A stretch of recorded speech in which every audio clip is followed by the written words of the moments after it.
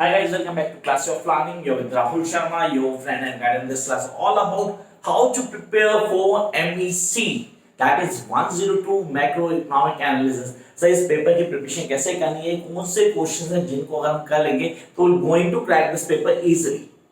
अब पहले कुछ डाउट्स को क्लियर करता हूं. Lots of students are having doubts कि सर अगर न्यूमेरिकल्स नहीं आते seriously we are not able to pass out this paper. तो गाइस यार खाली इस वीडियो को लास्ट तक देखना. वो जो क्वेश्चन मैं बताने वाला हूं इन क्वेश्चंस को अगर आप ऑन टिप कर लेते हो तो whether you are good in numericals or not doesn't matter, but you're going to crack this paper with least first division.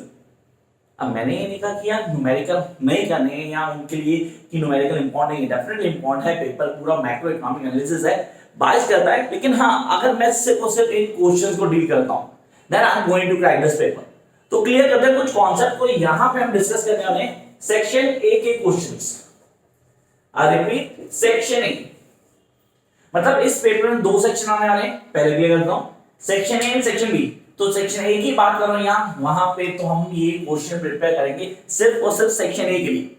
और अगर आपने सेक्शन ए को ऑन टिप कर लिया then we go to the section B part. वो कल video आपको मिल जाएगी, कोई प्रॉब्लम नहीं. फिलहाल बात करते हैं सेक्शन ए की, तसल्ली से डिस्कस करेंगे.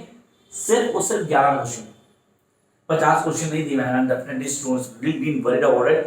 तो 11 क्वेश्चन. अच्छा, इनके आंसर कैसे एक्सप्लेन करेंगे, कैसे क्लियर करेंगे, you will going to get all this on this channel, particular channel classic way of learning. तो अगर अभी तक चैनल को सब्सक्राइब नहीं किया, do subscribe it immediately for all those MA economics students. Let's start the class. दो तीन चीजें सबसे इंपॉर्टेंट थी जिसमें सबसे पहला रोल आता है explain the role of human capital and research and development in endogenous growth theory. Now what does mean by endogenous growth theory? ये क्वेश्चन कंफर्म है. मैं जब बात करूं endogenous growth theory तो इसको अलग से हाईलाइट करो यार. नोटबुक होनी चाहिए तो वहां पे लिख लो, एक बेजर टॉपिक बना के स्टार बना के लिख देना. endogenous growth theory को ऑन टिक करना है. इस पे बायस कंफर्म पेपर में क्वेश्चन होता है. पहले क्लियर हो, वो इस फॉर्म में है किसी फॉर्म में मैंने आपको बता दी. मेजर चीज थी मैंने आपको बता दी. Explain the role of the human capital and research and development in endogenous growth theory. Also give a critical assessment of new growth theory. तो दो चीज हो गई सर. पहला एंडोजीनियस की बात की आपने, सेकंड आपने कहा न्यू ग्रोथ थ्योरी. तो दोनों थ्योरीज को आपने कहा हमें करनी करनी. Yes, you guys need to do it. Sir ये हैव टू बदल, not need to, have to do it these two theories. First one endogenous and the other one the new growth theory. Time to jump to the question number 2. अच्छा, इसके detail notes मिल जाएंगे, सारे notes तैयार है. आप notes देते हो उनको लेके स्टडी करो. खाली अगर आप नोट्स को ही कर जाते हो तो आप पेपर इजीली क्रैक कर दो. Come to the second question. Contrast the effectiveness of fiscal and monetary policy. I repeat, contrast the effectiveness of fiscal and monetary policy in influencing the level of aggregate output in an open economy with the fixed exchange rates. तो guys जब मैं question में कुछ underline करता हूं, आप please उसको ध्यान से देखेंगे. यहां पे मैंने किसी से वर्णन दिया फिस्कल एंड मॉनेटरी पॉलिसी. ये दोनों पॉलिसी ऑन टिप करना, पेपर में 100% क्वेश्चन मिलेगा आपको.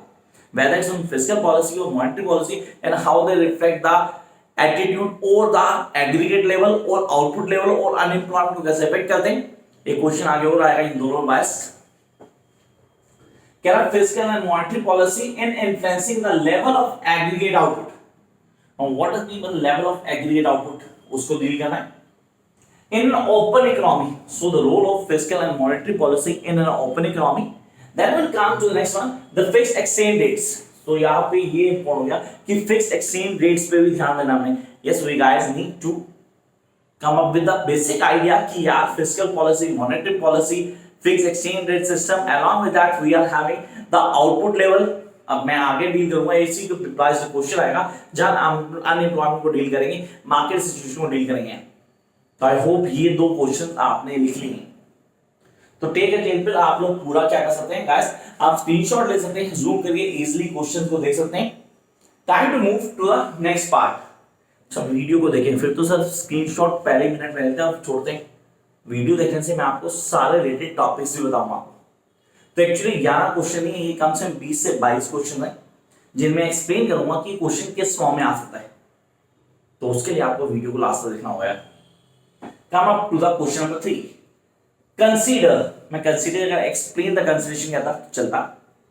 Consider the decentralised household problems in Ramsey model derive. I repeat, Ramsey model. Sir क्या है, इस मॉडल को भी दिया ना, वो 2 मॉडल आपने ऊपर किए थे नीचे आ गया Ramsay model. Derive the condition for the modified golden rule. Now what does mean bye golden rule?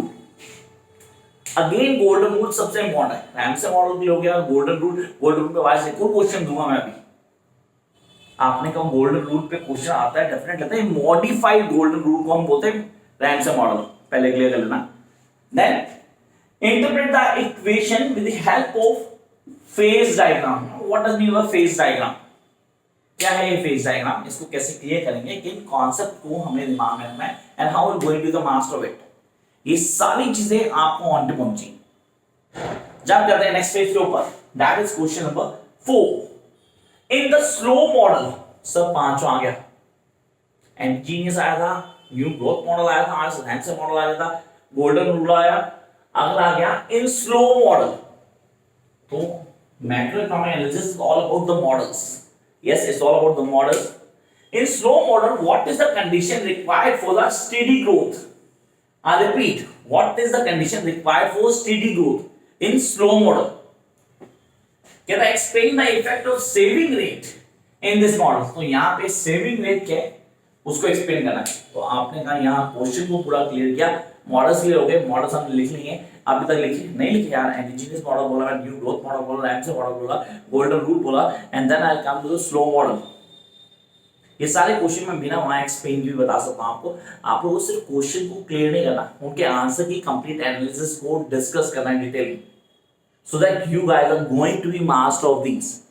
तो उसके लिए करना क्या है, सिंपल सा कॉन्सेप्ट, क्वेश्चन यहां से लो, आंसर क्लियर करो, नहीं मिले तो नोट्स के लिए कांटेक्ट करो, नंबर दिया मेरा। Notes are not free guys, उसके लिए पे करना पड़ता है पहले। वो आप नोट्स लेते हैं अपनी प्रिपरेशन शुरू को, and crack this paper. Jump to the next question, question number 5। Discuss the life cycle hypothesis.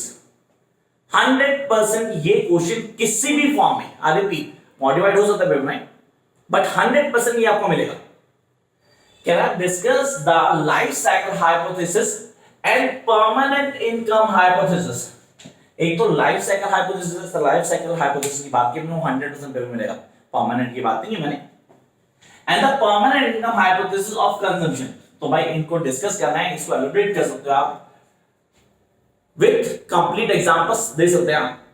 Paper में 100% चांसेस है, आई रिपीट 100% चांसेस है ये क्वेश्चन होगा। Jump to the next question, that is question number 6। Explain the significance of Lucas critique, I repeat, Lucas critique of econometric policy evaluation. What does mean by econometric policy evaluation? तो यहाँ पे सारे के सारे concept दिमाग में होने चाहिए, क्या लिखा गया है, कैसे पढ़ना है, पढ़ने का क्या तरीका होगा, किन कॉन्सेप्ट को फॉलो करेंगे और हम कैसे मैक्सिमम मार्क्स लाएंगे, ये सारी चीजें दिमाग में होनी चाहिए। Jump to question number 7। How can life cycle hypothesis, I told you earlier, ये 100% पेपर होगा। तो यहां क्वेश्चन है, कहता है how can life cycle hypothesis solve sir coordinates consumption data puzzle. तो कितने हो गए भाई, 5 लिखे थे स्लो मॉडल तक। उसके बाद क्या गया था हमारे पास लाइफ साइकिल मॉडल आ गया था। उसके बाद 7वां क्या आ गया, 7 हो गया coordinates consumption data puzzle. What is consumption data puzzle, क्या है, इसको कैसे क्लियर करेंगे, डिटेल एनालिसिस मिलेगी, वीडियो डेफिनेटली से चैनल मिल जाएगी आपको।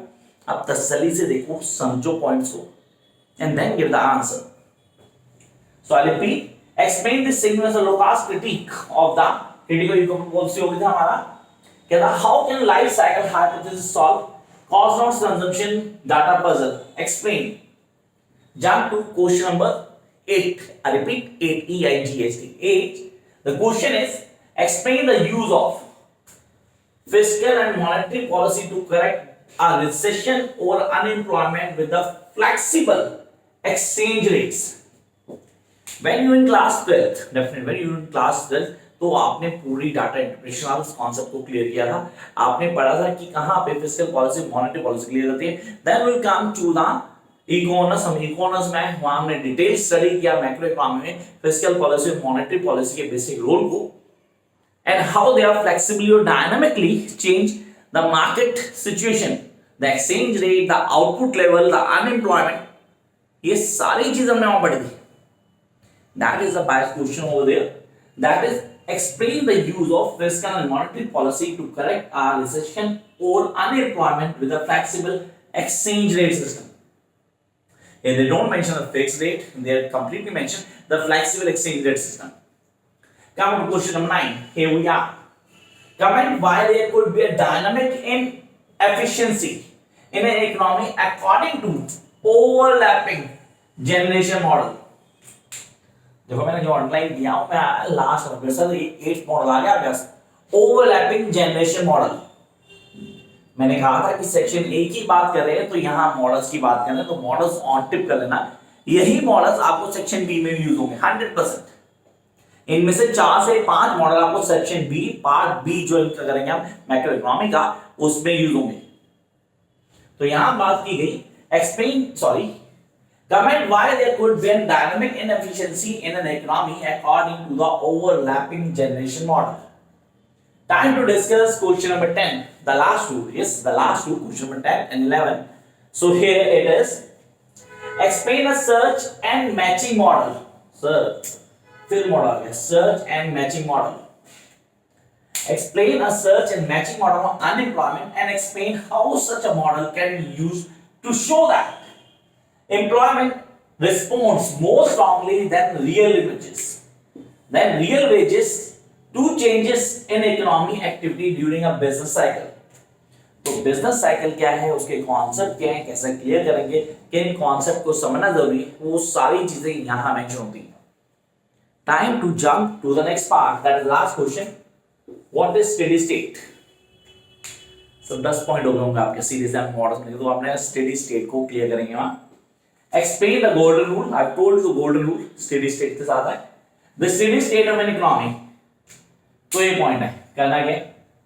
इंस्टा आईडी मैंने ऊपर दी है, दैट्स अ क्लासी राहुल, वहां जाना, वहां पे मैं सारे अपडेट डाल देता हूँ, आप चेक करेंगे। साइड कुछ सॉल्यूशन भी डाल देता हूँ कि ये इंपॉर्टेंट है, इनको प्लीज कर लेना। एक्सपेक्टेड क्वेश्चन डेफिनेटली वहां होते हैं। आपने कहा सर चैनल को सब्सक्राइब करना सीरियसली इंपॉर्टेंट है, क्योंकि अगर आप चैनल सब्सक्राइब करेंगे तभी आप एक्सेस कर पाएंगे वीडियोस को। फॉर नोट्स नंबर दिया नीचे डिस्क्रिप्शन में भी नंबर है आपके पास, आप प्रोसेस को फॉलो करेंगे। Till then keep watching, like share subscribe, things worth to watch. Bye guys.